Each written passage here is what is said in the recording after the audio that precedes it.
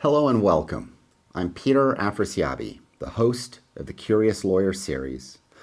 I'm a partner at One LLP, an intellectual property law firm in Newport Beach, California. The Curious Lawyer, just by way of background, you may have seen some of our programs, you may not, but I encourage you to watch all of them because these are fun, interesting, educational, entertaining walks down different areas of the law. We take you down paths that your normal practice area won't take you down. And it's a great way to see a completely different area of the law that's educational and entertaining, and you see how it may well intersect with areas of law that you practice in or things you do as a lawyer. But it also lets you explore some of the more interesting, fun, fascinating, current and contemporary, and even historical, broader political, social, economic issues that affect us as a society, and see how the law intersects with all of them. So you can see here on our slide just a few of the programs we've done. CIA law. If you want to know where the famous phrase, "I can neither confirm nor deny," comes from, find out in that program. And it turns out it's not from Congress, it's from a lawyer. Or dog law, our favorite furry friends. We get to explore how ownership of dogs, protection of dogs, intersects with all sorts of different legal regimes, from contract, criminal law, tort law, to trusts and estate law when people leave their estate to their dogs. We've looked at celebrity and paparazzi law to really do a deep dive to understand what are the types of issues that we confront when we have paparazzi taking photos of celebrity, and how do celebrities get protection against overreaching paparazzis. We've looked at sex, drugs, and rock and roll law. You can take a walk through all different intellectual property areas by looking at our lifestyle zones of sex, drugs, and rock and roll that let us look at copyright law, trademark law, patent law, and right of publicity law. And the Bill of Rights series, a really popular series where we take 1 hour, and in each hour we address each of the first 10 amendments to the Constitution. So you watch those 10 hours of programs, you get a bunch of CLE, and you'll learn everything you need to know about the Bill of Rights so that when you're at your next cocktail party, you can be the educated person when someone asks you, what's going on with the Second Amendment or the Fifth Amendment? Or the Yellowstone Perfect Murder Zone program. Does it turn out that because of the quirks of federal law and the interplay with state law and the nature of geography, that there's actually a small sliver of land in Yellowstone where you could get away with murder and not even be indicted? You got to watch the program to get the answer to that question. Let's get going today on UFO law. We're looking at UFO law because we are trying to understand what is going on and what are the legal regimes that intersect with issues that are very, very current in terms of unidentified flying objects, unauthorized phenomenon that we see in terms of things going on in the sky with interacting with naval airplanes and the like. And it turns out it's a burgeoning little area of the law that's developing now rapidly because of recent legislative enactments and changes, both on the access to records front, but also on the space law front. So our agenda is today to look at new legislation that's now been passed designed to open to the public government records that may exist on UFOs across all different agencies. We are going to look at FOIA, Freedom of Information Act, and we're going to look at FOIA litigation that has occurred in the past over access to alleged UFO records that various government agencies allegedly possess. And since we're talking about UFOs and trying to figure out if the truth is out there, of course, we have to look at space law a little bit. And we're going to take a quick diversion into space law in terms of figuring out debris in space, space materials, objects in space, who owns them, what happens, what's the legal regime that we already have in existence to help manage space objects and spaceships. Then, of course, we're going to look at trademarking UFO. If UFOs may or may not be out there, one very, very grounded terrestrial question is, can someone control the phrase UFO and make money out of it? Now, a sidebar in all of this that's heavily related is going to allow us to look at government secrecy and transparency laws that have functioned as precedents, really, on issues of huge public interest, and functioned as precedents for our UFO laws that have been enacted as of recent years. And that is going to take us to the JFK Records Act of 1992 that we can see as a template in terms of when there was a public outcry in the early 90s about wanting to get access to the JFK assassination records in various government agencies. a legal regime was established and created to facilitate that disclosure, we now have 30 odd years of that law in existence, and we can see how it worked, what's been released, what hasn't. And it's particularly important to look at that law because as of 2023, we have very similar legislation we'll be looking at in this program on UFOs, and it'll help illuminate for us whether we will get the truth, or even in 25 years, will future lawyers be doing programs like this saying the truth is still out there. On our next slide, you can see we need to sort of first address some basic big picture framing questions, and that it sort of relates to legal language. We have different phrases, UFO, UAP.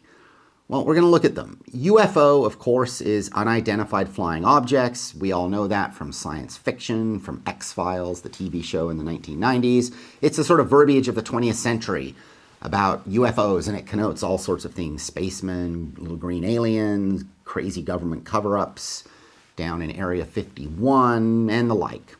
Now, the more modern terminology that matters for us as lawyers, because this is the terminology that's been adopted in legislation, is UAP, unidentified anomalous phenomena. And that has been adopted as the benchmark phrase in lieu of adopting unidentified flying objects. You can imagine why it's a good reason to probably come up with a slightly different phrase, even if it's saying the same basic thing, because I'm not sure anyone wanted to have a law that was buying into the 20th century sci-fi stuff. But in any event, UAP is the phrase we have, and we're going to start real quick by watching about a minute of a video here to give you a sense of why UAP has become the terminology, because as many of you may have seen in the press over the last several years, there has been a growing release of videos that have been taken by naval pilots or Air Force pilots flying airplanes who have experienced and seen all manner of unidentified anomalous phenomenon that they can't explain as pilots, and that people have puzzled over what are these things that they are seeing. So let's take a look at this video real quick, because this helps frame what is going on in the law and why now laws have been enacted to start getting to the bottom of what's in our government vaults. Check it out.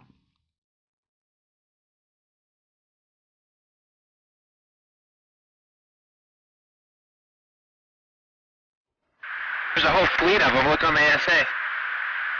My gosh.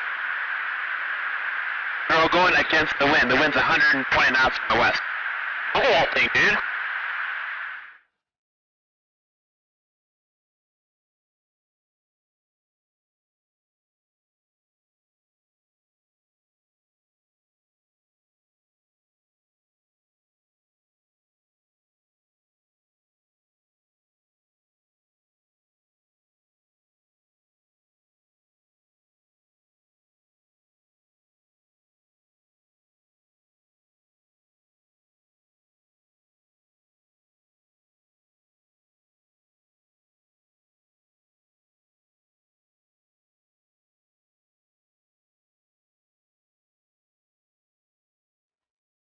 There you saw the video, and that gave you some insight, at least, into some of the videos that have been caught. And I have to say, you watch those videos and you scratch your head. It is sort of bewildering. Who knows what the myriad explanations could be, but certainly makes you wonder. Now, the question we're going to start with, though, is who owns space items? If those things are out in space, who owns them? And these raise different questions, as you see on our slide here, that we're going to explore before we get back to our UFOs. We're going to look at space debris that enters Earth's atmosphere and lands on Earth, celestial bodies such as the moon, and then what about rare metals or minerals that may exist on asteroids or the moon or the like. And these are sort of space assets, for lack of a better word, but we need to look at who owns them. And it turns out we actually have a long-standing international treaty framework that exists to at least regulate and address in part who owns or could own and what we can do with celestial material or on celestial objects. This brings us on our next slide to treaties, and this is the United Nations Treaty. The treaty is known as the Treaty on Principles Governing the Activities of States in the Exploration and Use of Outer Space, including the Moon and other celestial bodies. Now, this treaty from 1967 fundamentally forms the basis for all international space law today. And the 1967 preamble to the treaty refers to the common interest of all mankind in the progress of the exploration and use of outer space for peaceful purposes. That's a critical, fundamental sort of pole star of this treaty, that it's common heritage of mankind and it's to be used for peaceful purposes. And number two, that the exploration and use of outer space should be carried on for the benefit of all peoples, irrespective of the degree of their economic or scientific development. Fairness principle. Now, as of 2017, 105 nations are parties to our United Nations Treaty. What are the treaty pillars? And this will bring us to our next slide. And there's 4 fundamental pillars that I want to walk through with you, just for you to sort of understand who's owning space materials and where UFOs may fit into all this. The first principle, property ownership structure principle. This is the idea that all may explore the moon and celestial bodies freely for peaceful purposes. You can think of this as space fair use. No state may own them or put military bases there. This is the idea of space non-ownership. No wars in space is the idea. Star Wars is for the movies. It's not for us, in other words. And this is Article 1. Now, there's also 2 other subpoints here that are important as part of this anti-military base type concept, and that is, as part of the treaty and the pillars of that treaty, there can be no orbit-based weapons that are allowed, and a state that launches any space object retains full control and jurisdiction over that object. That answers one of those questions we had early on for you for who owns it when it goes up and comes back. There's also a safety structure that exists within this treaty, and that is that no party may place in Earth or space orbit weapons of mass destruction. That's the Article 4 pillar.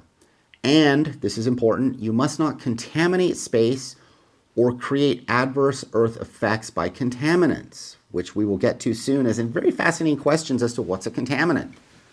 What if we find some ET DNA and bring it back to Earth and it turns out it's a virus that, runs rampant across Earth? We'll look at it. Liability regime. Rocket satellite launching states are liable for damages to other states injured by the launched object. And fundamentally, there's a freedom of scientific investigation pillar to this that relates to the idea of cooperation among nation states that have followed this in terms of using space for cooperative scientific investigation to benefit mankind. Now, in the 1970s, there was a moon agreement, and this sought to bring deeper clarity to property rights. Neither the surface nor subsurface of the moon, nor any part of it or natural resources there, can become the property of any state, international or non-governmental organization, or any natural person. States have the right to explore and use the moon without discrimination on the basis of any kind.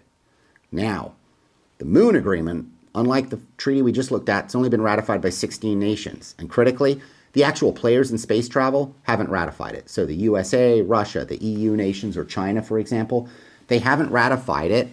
And the reason for that is it imposes limits on both government and then private actors within the government's ability to exploit the resources that may be found there on the moon and other places.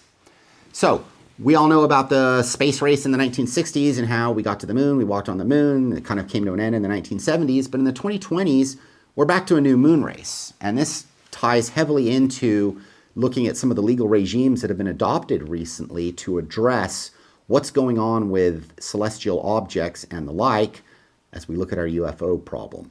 So, what we've found in the 2020s is this renewed moon race, as we see here on our slide. And part of this is because there's a perception that on the moon and on asteroids and other celestial bodies, there are incredibly valuable and rare elements that could be worth a fortune here on Earth and could be used for all manner of beneficial purposes. Helium-3 is one of them, and this is a very, very rare Earth element that's present on the moon, abundantly apparently, and could be used for future nuclear fusion plants. Let's watch a quick 2-minute overview here of helium-3 and how one would mine it and its application back on Earth to understand what the future is we're looking at, which will help start explaining the legal regimes we're talking about. So check this out. Above all this, there is another economic reason worth looking into the moon for, an isotope called helium-3. Now, if you want to learn about the science of helium-3, as well as why the moon has a lot, and some of the technologies and processes that can be used to extract the helium-3, then be sure to check out our helium-3 series. Assuming you've done that, let's take a look at the economics of helium-3. The moon is estimated to contain around 1 million tons of helium-3, and calculations state that around 25 tons alone can power the United States for a year. Constructing a helium-3 fusion power plant to actually utilize the energy from the isotope would take around $5 billion, and each shipment of helium-3 to the Earth following its extraction from the moon would cost around $140 million for roughly 220 pounds of helium-3. That's not even factoring in the cost of building heavy lift boosters, as well as lunar mining facilities to extract and ship the helium-3 from the moon to the Earth. It is estimated we can extract around 145 pounds of helium-3 per year with one minor processor, which is 2/3 the amount needed for a 1,000 megawatt fusion power plant. As a result, it would take anywhere from 5 to 15 minor processors in order to extract a meaningful amount. With 5 of those 1,000 megawatt fusion plants, electricity could be supplied for as low as 5 cents per kilowatt hour. For comparison, in 2022, the average US household paid around 15 cents per kilowatt hour for electricity. Not to mention, a helium-3 power plant would be far cleaner for the environment compared to coal, and the extraction and transport process would not be as detrimental to the environment as natural gas. Overall, both helium-3 lunar mining and Artemis aren't something that will be built in a day. There are still a lot of obstacles along the way to make both of these things feasible and a massive part of our economy. Mind-blowing, isn't it? But the point is that helium-3 on the moon is worth about $4 billion per ton. It's the most valuable thing in space. This is from Gerald Kulkinski, a professor emeritus of nuclear engineering. And so we're talking about incredibly valuable assets here on Earth. $4 billion a ton. Pretty expensive. This triggers, of course, private exploitation as well, of course, as government exploitation. And remember, the Moon Agreement hasn't been signed, so there isn't a limit by treaties on private organizations and on any organizations and countries that didn't sign the treaty, even the original treaty. And the more restrictive Moon Treaty, of course, not signed by Earth. So this gives rise to questions about, okay, how do we mine the moon or asteroids? And when you're hearing Peter here talk to you about asteroid mining, I know you're saying, is this guy nuts? How on earth are we going to land on an asteroid, mine it, and come back to Earth? It sounds like the stuff out of, those end of the Earth movies where we land on asteroids, plant nukes, and blow them up. But as you see on our next slide here, it turns out it's not fanciful, and in fact, it's lawful. So let's start with the ESA Rosetta spacecraft. It was launched in 2004 to travel 4 billion miles, yes, billion, to land on a comet. Let's watch this video to understand the process of what this technology set out to achieve after going 4 billion miles. Watch this. Once the flight dynamics team has given the go-ahead, the Rosetta spacecraft will maneuver itself so that its Philae lander is on the right trajectory for the landing site. Rosetta will release Philae when approximately 22 kilometres from the centre of the comet. A signal confirming the separation will arrive at ground stations on Earth 28 minutes and 20 seconds later.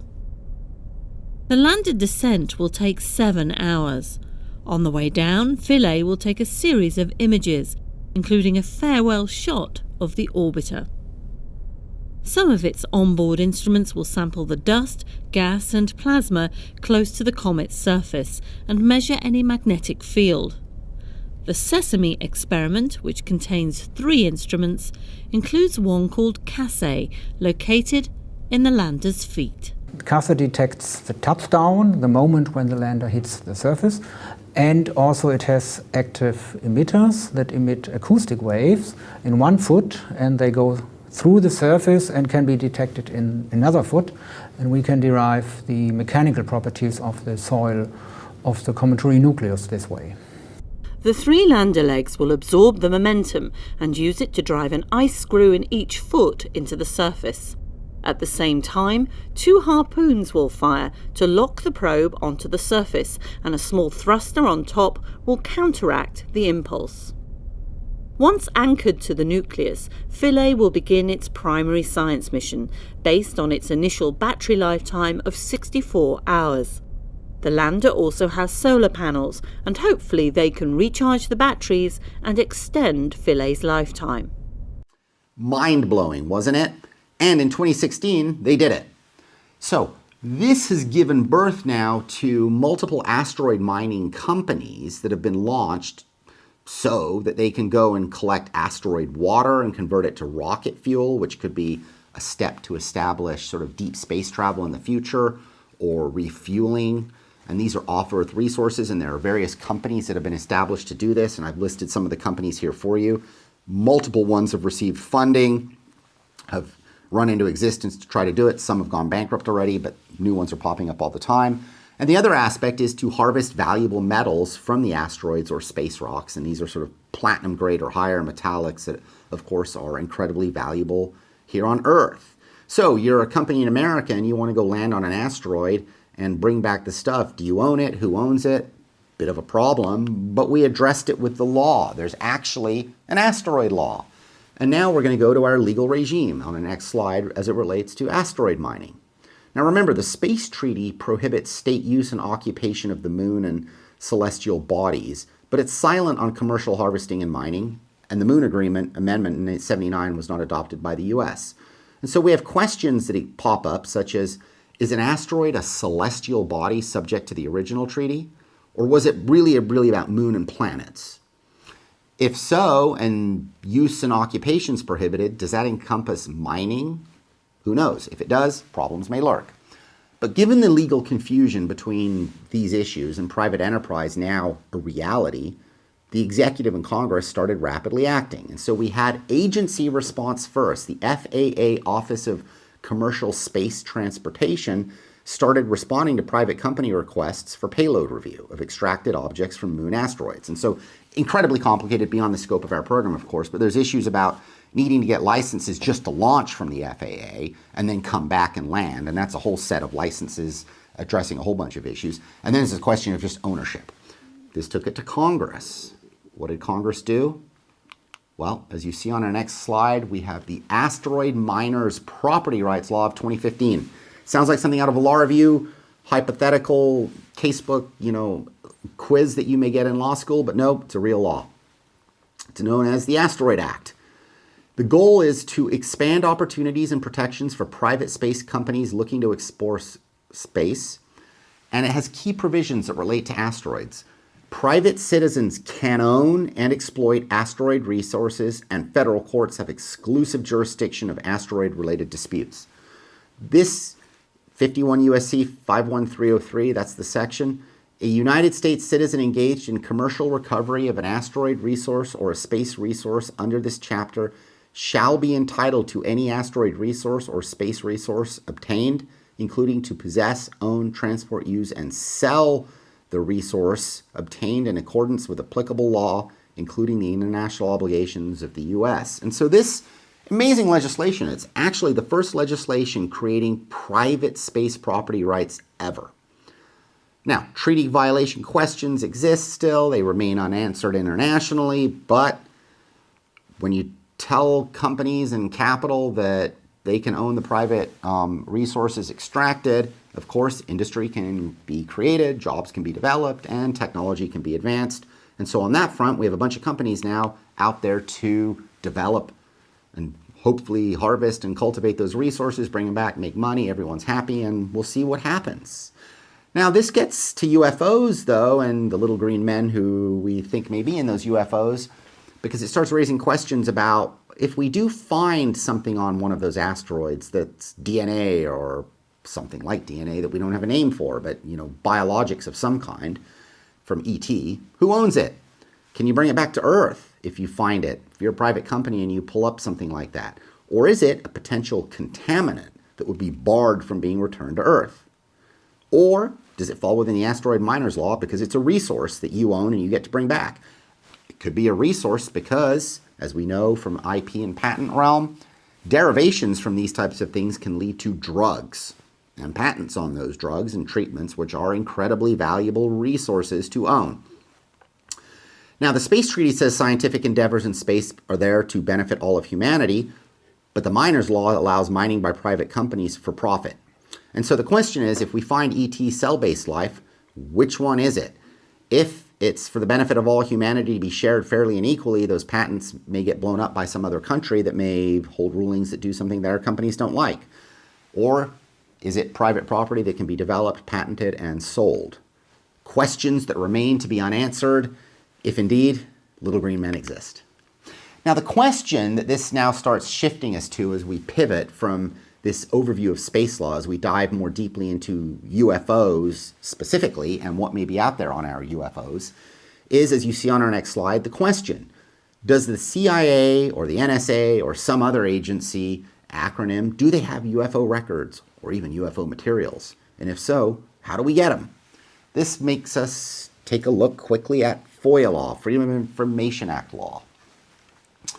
The Freedom of Information Act requires that federal agencies release all documents requested by members of the public unless the information contained within such documents falls within one of 9 exemptions.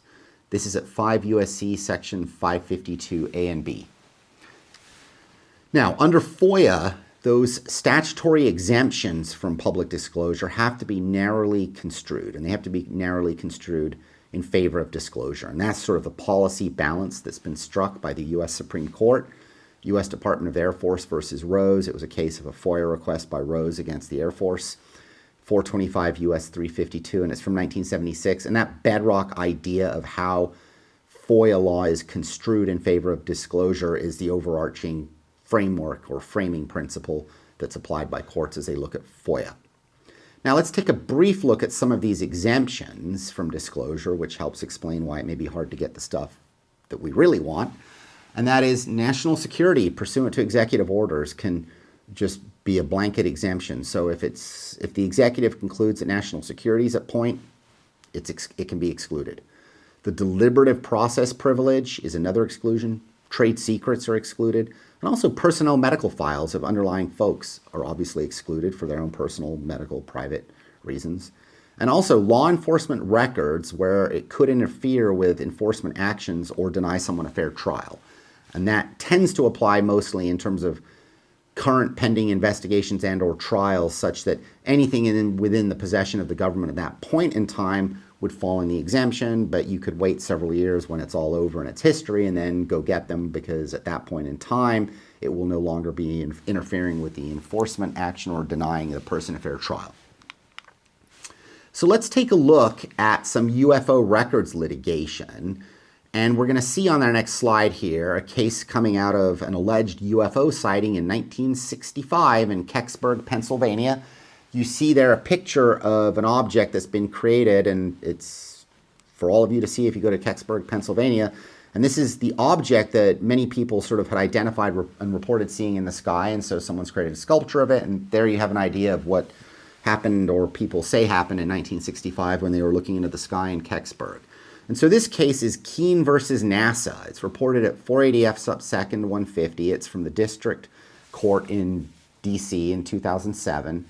And the facts are as follows. The lawsuit arose from the plaintiff's request under FOIA to go get historical documents relating to this object that allegedly fell from the sky and crashed in Kecksburg in 1965. And so plaintiff goes off and submits a FOIA request to NASA to try to get the documents, seeking all documents that relate or refer to Kecksburg. This is the 1965 incident, the fragology files, that became sort of the known name of it, and some other specific topics and subjects that would have been used nomenclature-wise to refer to this event, like Cosmos 96, for example. NASA said, we conducted searches pursuant to the FOIA request, and NASA told the plaintiff don't have anything, and plaintiff then sued, saying the searches were insufficient.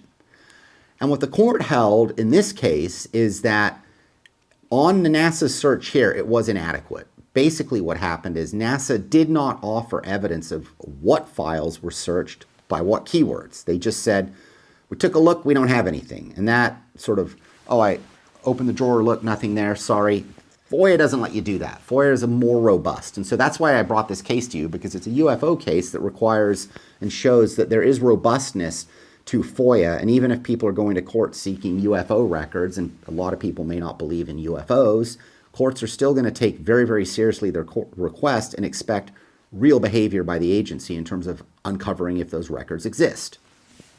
And so what happened here in terms of NASA, you see in the quote, is that they went out and did a search. One person at NASA oversaw the search, but then didn't participate in or witness the actual searches of the records. Just sort of told his underlings, go look for these 5 things. They came back, don't have anything. Okay, done. That's not enough. Instead, what was going on was various departments simply told him, oh, no luck, don't have anything. And so then they relayed on to the FOIA requester, who became the plaintiff, don't have anything. And what the court said is that's insufficient. And the point being, you have to search, and you got to give specificity of what you searched. You searched databases by search terms, nothing came up. Okay, fair enough. But you don't just get to say you don't have anything and deny. So it's a good case as a UFO case that shows there's some robustness to FOIA. Now, we're also going to look about some FOIA cases that fall on the other side of this. And here we have Citizens Against UFO Secrecy, Inc. versus the Department of Defense. This is a 9th Circuit 2001 case reported at 21 Federal Appendix 774. And here we had the UFO Secrecy Organization that went to court and sued the DOD and said, you know, I want an injunction to stop you from this constant pattern, they alleged, of you withholding records about an alleged triangular flying object. The DOD said, we searched, we have nothing to give, we don't have anything. But the DOD here showed that they did keyword searches in line with their request and nothing came up. Now, what the plaintiff argued is that the DOD should have exhausted the search to make sure they had nothing more. And here's where courts say, we have limits and fencing principles on this. The question is only whether the search was adequate, not whether responsive documents might possibly exist. And this is a very important principle and point, because it goes to show if you ask for 8 things and they show we went out and searched through our various databases and records, we don't find those 8 things based on your search, that's it. You don't get anything.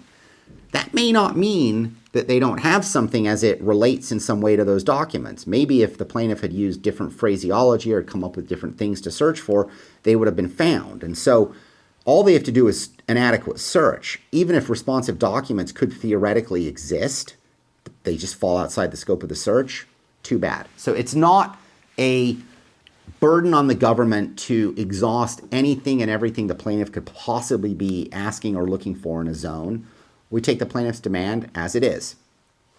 Also, plaintiff argued that its eyewitnesses' affidavits established the existence of a triangular aerial object with certain specific performance characteristics, so that the court must infer that the defendant holds information about the object due to its responsibility for intelligence and security. In other words, the plaintiff came forward with all sorts of affidavits under penalty of perjury that explained the crazy behavior of this UFO and said, you're the Department of Defense and your whole job is intelligence and security. You must have something, since these people say they saw it. You must have been at some point apprised of that and gone and looked into it. What did you do? What did you find out? And here what the court held is that even if the eyewitness accounts prove the existence of a UFO, they don't prove the existence of documents about the object in the possession of the defendant. Again, it's another fencing principle on this need to do a search. You've got to do an adequate search, but you don't have to go too exhaustively either. So what happened? We've seen our FOIA cases that percolated along in the courts as people were fighting about the existence of crashed UFOs in Pennsylvania, or triangular objects defying the laws of physics out in the California 9th Circuit case. And those are older cases, but as we now get into the 2020s, we've had whistleblowers coming forward in the government talking about government agencies in possession of documents and materials as they ostensibly and allegedly relate to UFOs, sightings, as well as even crash retrievals, arguably. And so this has prompted congressional hearings, which leads to legislation, which leads to the curious lawyer to learn about it.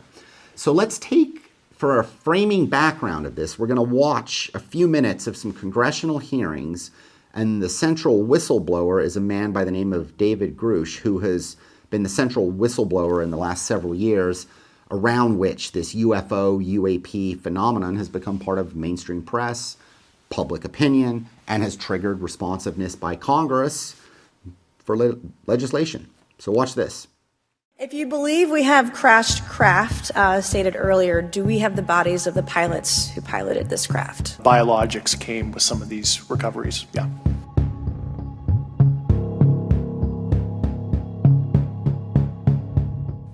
Were they, I guess, human or non-human biologics?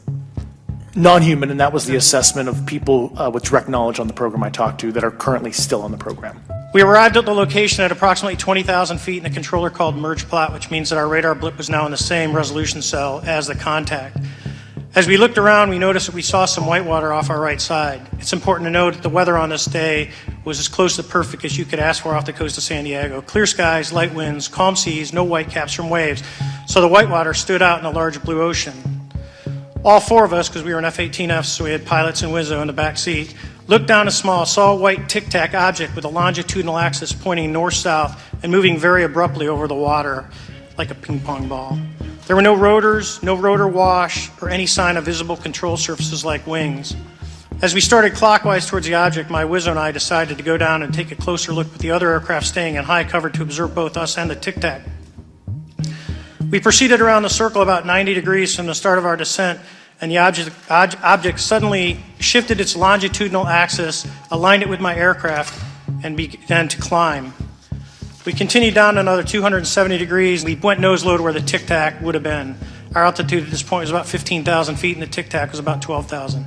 As we pulled nose onto the object, within about a half mile of it, it rapidly accelerated in front of us and disappeared. Our wingmen, roughly 8,000 feet above us, lost contact also. We immediately turned back to see where the whitewater was at, and it was gone also. So as we started to turn back towards the east, the controller came up and said, "Sir, you're not going to believe this, but that thing is at your cap point roughly 60 miles away in less than a minute. You can calculate the speed." What steps do you think have to be taken to improve a pilot's UAP reporting, be it military or commercial? Right now, we need a system where pilots can report without fear of losing their jobs. There is a fear that the stigma associated with this topic is going to lead to professional repercussions, either through management or perhaps through their yearly physical check. So having a secure system, reducing the stigma, and making this information available through the public is going to reduce the concerns that aircrew have. Mr. Gresh, finally, do you believe that our government is in possession of UAPs?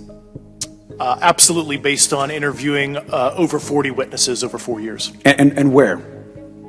I know the exact locations, and those locations were provided to the Inspector General, and some of which to the intelligence committees. I actually had the people with the first-hand knowledge provide a protected disclosure to the Inspector General. How do you know that these were not our aircraft? Some of the behaviors that we saw in a working area, we would see these objects being at 0.0 Mach, that's zero airspeed, over certain pieces of the ground. So what that means, just like a river, if you throw a bobber in, it's going to float downstream. These objects were staying completely stationary in Category 4 hurricane winds. These same objects would then accelerate to supersonic speeds, 1.1, 1.2 Mach, and they would do so in very erratic and quick behaviors that I don't have an explanation for. What astonished you the most about the flight capabilities of these tic-tac, very briefly? The performance. Absolute performance. It was. And you're not aware of any other objects that anybody in the world has, in this world, that has those capabilities? No, I think it's far beyond actually our material science that we currently possess. All right, so there you watched around 4 odd minutes of the hearings and the issues, and that kind of helps frame for you what's going on. And the questions then that are being asked and being funneled into legislation, and at some point litigation, are: do our government agencies have UFO materials? Do they have UFO biologics? We saw pilot sightings of odd flying objects, things that the pilots say defy all laws of physics, science, explanation, at least earthbound physics. Are they flying objects? Is it light? Is it camera problem? Who knows? Are these alien UFOs? Or could it be foreign nations attacking us with sort of advanced drones and the like? Is there a crash retrieval and reverse engineering program already in existence on UFOs? So this led to congressional hearings in 2023 and 2024. You saw some of this testimony there. But there weren't many specifics because constantly there was a requirement by the whistleblower to limit what he could say specifically from his learnings inside the government. And so there were secret briefings to Congress, public clamoring, because now we have UFO talk in Congress, but we have secret briefings. Is the truth out there? And so this led to legislation. And we will now see our 2023 Act on our next slide here. And this is legislation to open up records. And it's the UAP Disclosure Act of 2023. So this act was enacted December 22nd, 2023, and it was part of the 2024 National Defense Authorization Act. And its sections 1841 to 43 specifically are our UFO laws, or what we will now call UAP laws. And what the law did structurally is create what is now called the UAP Records Review Board. This is a board of people appointed to go out, collect up, and review UAP records that may exist in the coffers of various government agencies. And the way they go out and collect them for purposes of review is by way of a legal requirement and an obligation on all the government agencies to go search their records and see what records they have relating to UAPs and then turn them over to the Records Review Board. So the government agencies have 300 days to do that. That'll be happening in 2024. And then they have to turn them over to the Records Review Board. Now, this 9-member Records Review Board then has 180 days to go and study all these materials. And it has to do something with the materials at the end of the study period. It has to release certain records or findings with records and make them available to the public. So that's one category of stuff. But it doesn't have to overturn or hand over everything to the public that it reviews, because there will be exemptions from public disclosure of these UAP records based on certain legal requirements that have been enacted. And those centrally revolve around if there's a national security risk that justifies keeping these UAP records secret. So one could imagine, for example, just hypothetically, there's some UAP video or a retrieval program because an object crashed and it was a North Korean like hypersonic drone or something that's been captured, and the government now is studying it and reverse engineering it to figure out how they built such a hypersonic drone and how we could build a hypersonic drone, blah, blah, blah. You get the point, right? That would be the type of thing that there's a national security implication on that in terms of disclosing what's known, what's being done with that, that puts America at jeopardy or risk or whatnot, and so it wouldn't be produced. That's a basic idea. And the national security risk touches things such as military defense, ongoing intelligence operations, or even the conduct of foreign relations, which is obviously somewhat broad. Now, what records have to be produced? And you see on our next slide here, we're looking at actual definitions in terms of what is an unidentified anomalous phenomena. Well, the term UAP, of course, as all lawyers and lawmakers do, we define things. And here we have a definition. It means, and this is the first time in some sense we can say the law has codified the meaning of a UFO. We're making progress. UAP means A, airborne objects that are not immediately identifiable, transmedium objects or devices, and submerged objects or devices that are not immediately identifiable and that display behavior or performance characteristics suggesting that the objects or devices may be related to the objects described in subparagraph A. You can go read the U.S. Code yourself. It's 50 U.S.C. section 3378 and 8. That's our definition of the UFO. The records collection will consist of all government-provided or government-funded records relating to unidentified anomalous phenomenon, technologies of unknown origin, and non-human intelligence. And so the categories that now exist are the 9-member board reviews, and they stamp it disclose, give to the public. Secret, national security, maybe the executive issues an order, and it's just, nope, this is secret. so that stays secret, or postpone. And postpone is sort of a purgatory category, I guess we could think of it as, which is it may be disclosed one day, but right now it's more in the secret camp. And so what we're really going to do if it's stamped postpone is re-review periodically with ultimately then an eventual disclosure of those materials in 25 years. Now, there's exceptions to disclosure, and this is in 1843. And you see our slide here is dense, and so I'm not going to read the whole slide to you. That's for you to go look at later when you have your materials. But the real points I want to get at for postponement determinations are that things can be disclosed where there are certain clear and convincing evidence findings that there's a threat to military defense, intelligence operations, foreign relations. It may compromise intelligence agents or sources or methods, and that this could be detrimental to national security. There's also a requirement that we're going to hold on to this stuff if the UAP record could reasonably be expected to constitute an unwarranted invasion of personal privacy, and it's so substantial that it outweighs the public interest. We can imagine all manner of fascinating fact patterns that could trigger that down the road. And the fourth one that I've bold and highlighted for you down there at the bottom is the public disclosure of the unidentified anomalous phenomenon record would compromise the existence of an understanding of confidentiality currently requiring protection between a federal government agent and a cooperating individual or a foreign government, and public disclosure would be so harmful that it outweighs the public interest. Anyway, I flagged that for you because it's fascinating to get some insight into the laws that Congress has enacted after the agencies have got together and said, you know, we may have stuff, we may have not stuff, but we need to be able to hold on to certain stuff for certain reasons that could fall into this UAP.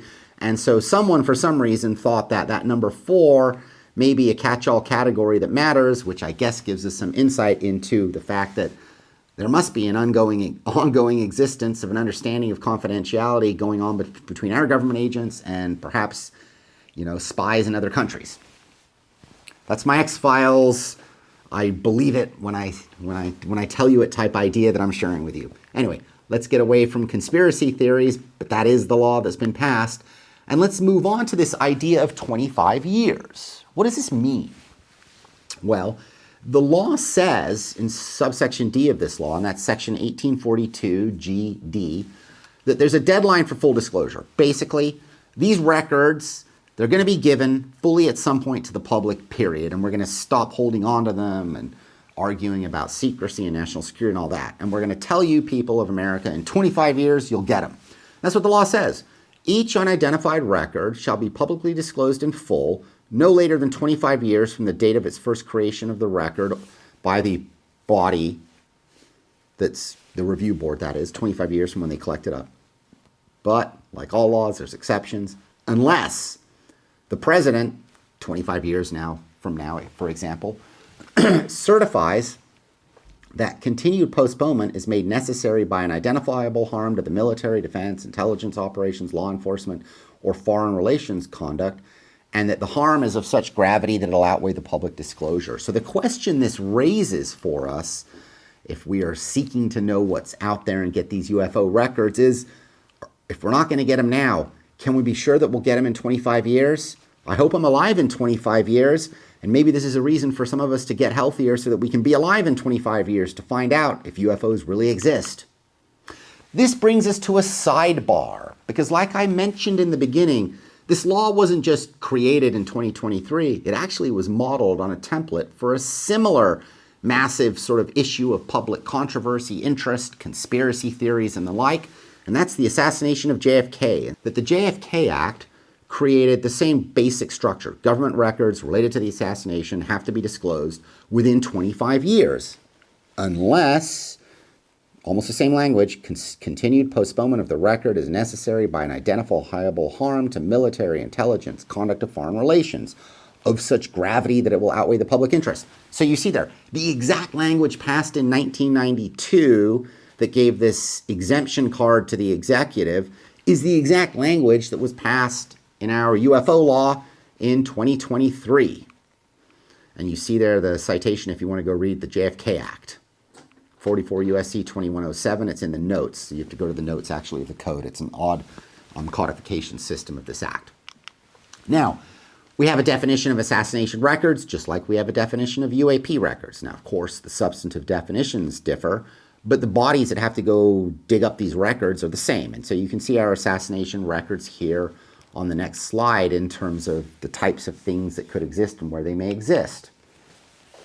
So let's take a look, because if we want to know how we're going to be seeing the UFO records or not, and how they're going to be litigated and what courts may do, since we have a law that's an almost carbon copy, the UFO law is a carbon copy of the JFK law, let's look at how the JFK law has panned out in some FOIA litigation. And so here we have a suit, Morley versus CIA, 894 F3rd 389 in the DC Circuit in 2018.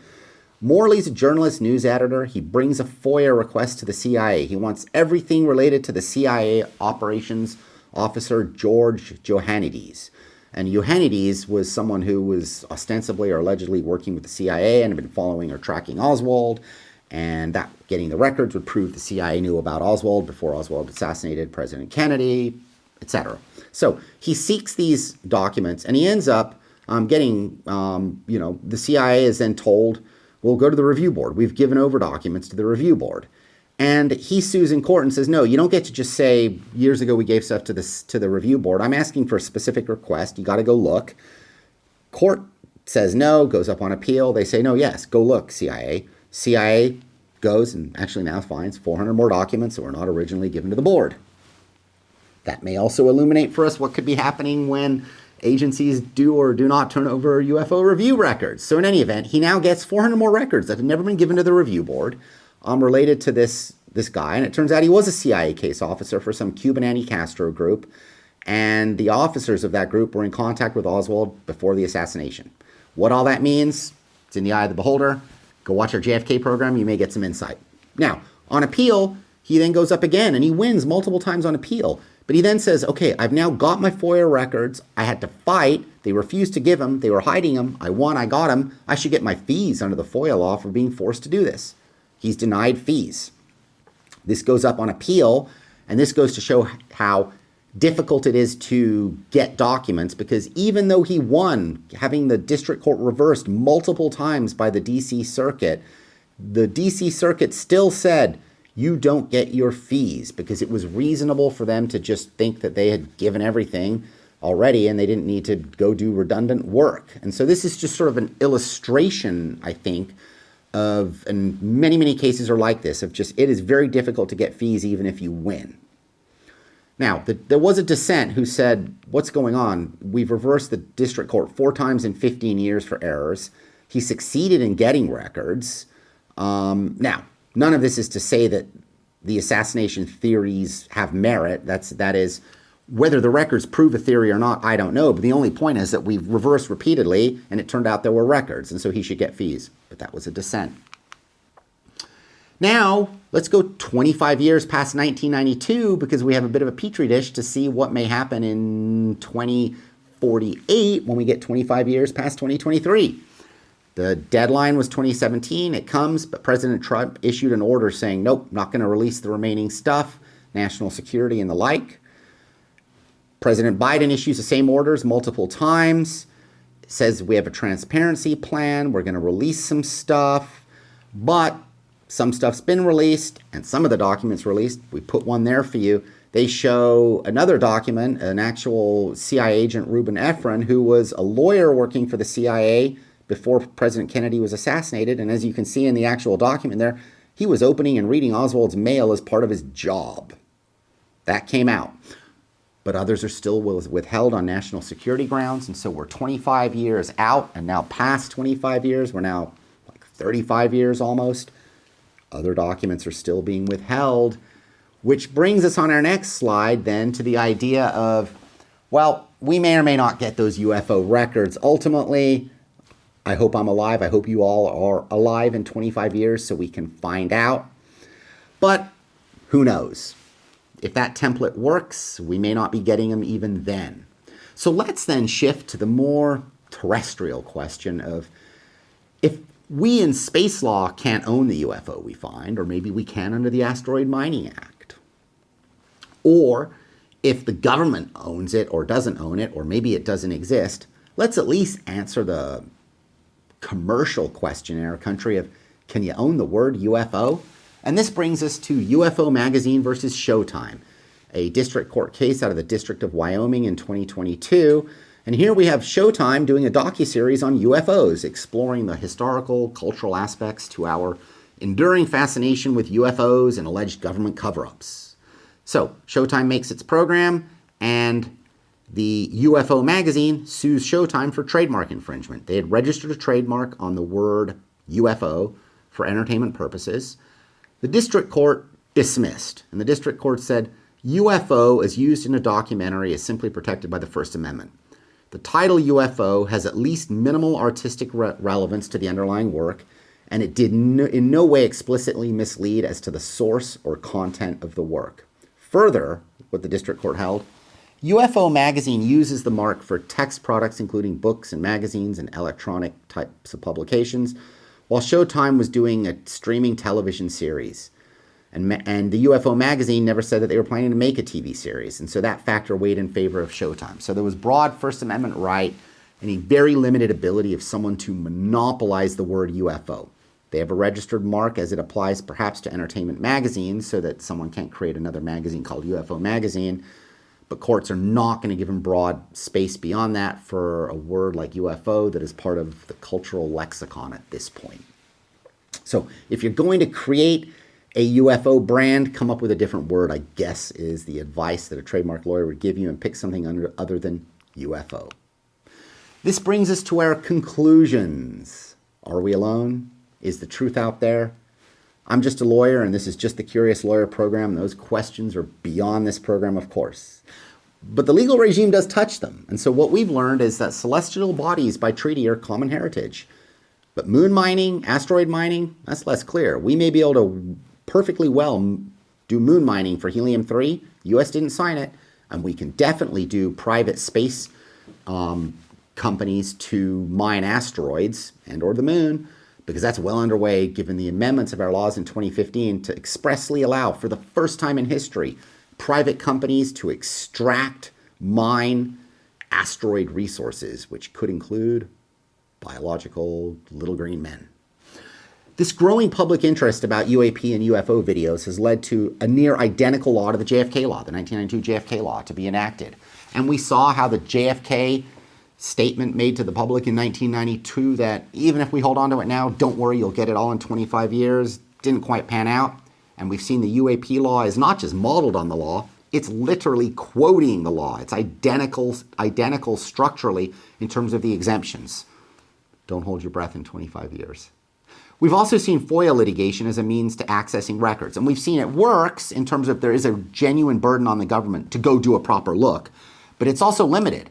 They may have records that somehow fit within the penumbras of what you're asking for, but if you don't ask for it in the right way, they're not obligated to go dig to find stuff that you didn't really ask for, even if it may be there.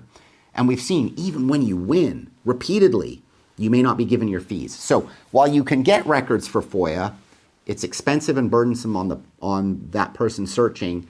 Also, it's that's the balance that's been struck by the courts on FOIA requests to dive into our UFO records.